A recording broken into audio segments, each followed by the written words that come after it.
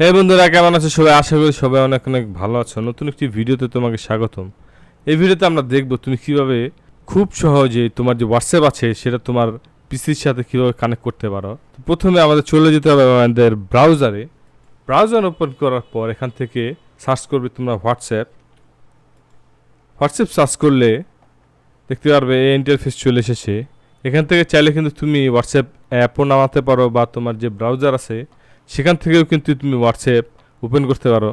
তো এখানে ইনস্ট্রাকশন দেখতে পাচ্ছ, আমরা কিন্তু এই ইনস্ট্রাকশনটা ফলো করে আমাদের মোবাইল ও পিসির মাধ্যমে কিন্তু আমরা হোয়াটসঅ্যাপ কানেক্ট করব। তো বন্ধুরা, আমরা আমাদের ফোনে চলে যাই যাতে তোমরা বুঝতে পারো খুব সহজেই।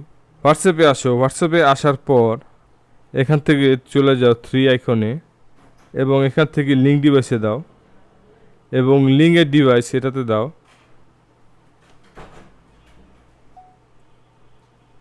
এবং এখান থেকে স্ক্যান করো।